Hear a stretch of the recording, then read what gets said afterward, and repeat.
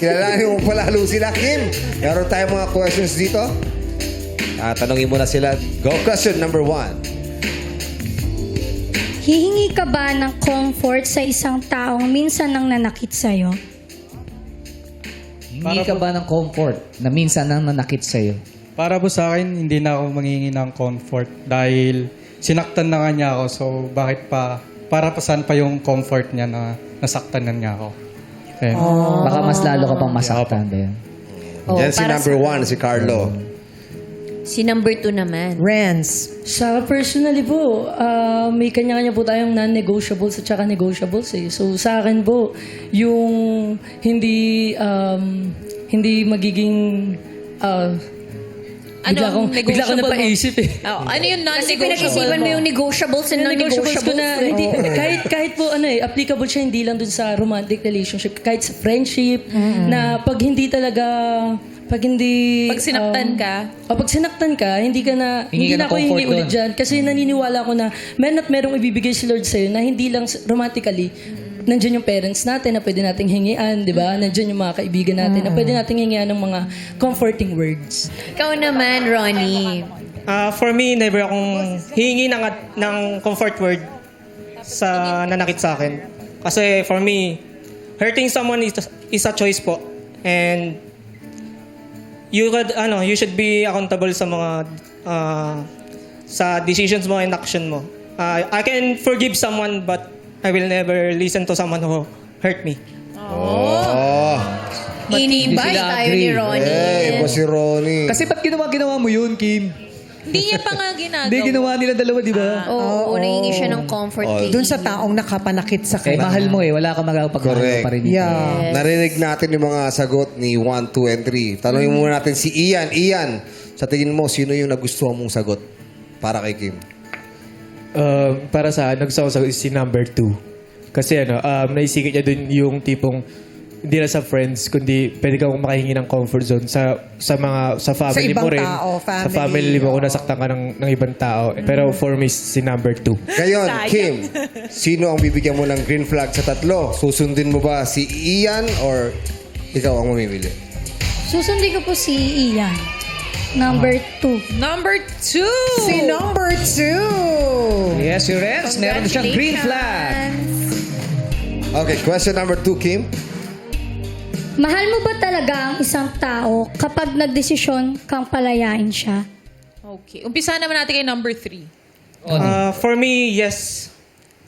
Giving freedom to someone you love is a deepest means of love for me. Kapag mahal mo yung tao, nasasaktan mo siya or nasasaktan ka niya, it's time to Let give go. her,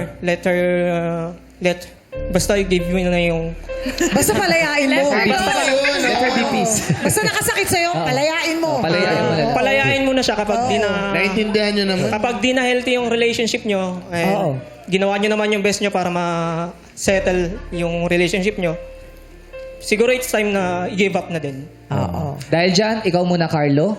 Number 1. Number 1. Para sa akin po, yung pag-let go po sa isang tao is, rin po yan, choice din po. Na love mo pa rin yung isang tao kasi bakit ka mag-stay kung nasasaktan mo rin siya. Mas maganda kung hindi ka na lang din magstay para mas masaya siya. Kahit anong gawin mo pero kung paulit-ulit mong ginagawa na yung best mo pero sa kanya hindi pa rin enough. So it's best na to let go para mas magkaroon siya ng happiness po. Yun po. It's time to let her go. O, ikaw na, Renz. Sa akin po, pangahawakan ko yung paniniwala ko since then na binigyan tayo ni Lord ng free will na kung ano yung mga desisyon natin. So naniniwala ko dun sa pag binigyan mo ng freedom, is mahal mo. Di ba? Yes. Pinalaya mo yung taong mahal Ganda mo. ng sagot niya. O, Kim. Kim. Narinig mo yung sagot ng tatlo. Ang gaganda ng sagot nilang tatlo. Pero kanino yung pinaka-swak sa'yo? Si number 2 po. Number 2, Renz. Dalawa na ang green flag ni Renz. Ibig sabihin, si Renz na ang napili ni Kim. Kaya naman, congratulations, Kim. Renz. Pero bago yan, kilalanin muna tayo mga searches na hindi mo napili. Searchy number 1. Go, Carlo!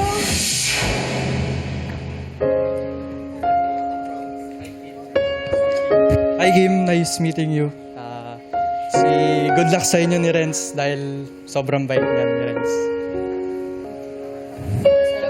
Ito naman ang isa pang searchy na hindi mo napili. Ronnie, magpakilala ka na. Go.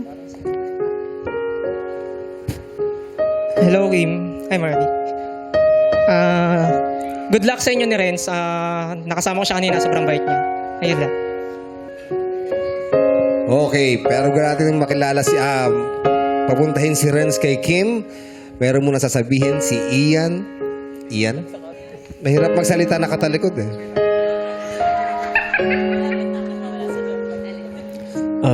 Hi B. So ang dami na nating napagdaanan before. And nagkaroon tayo ng connection ulit ngayon dahil nasaktan ka, na-fail ka sa mga relationship mo. Sana etong moment na to sana di ka na masaktan, and please lang wag kang pipili na may sabit kasi ikaw talaga nasasaktan.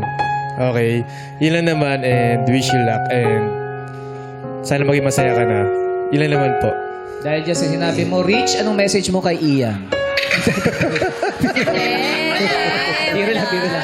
Kim, anong message mo kay Ian?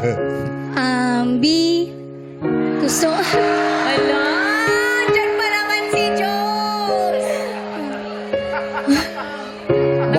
Mamaya, bingo kayo kay Renz.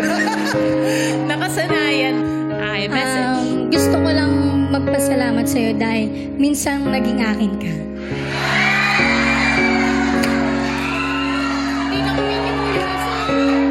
Gusto ko sana sabihin sa'yo na ingatan mo si Rich. Huwag ka na mag-LDR.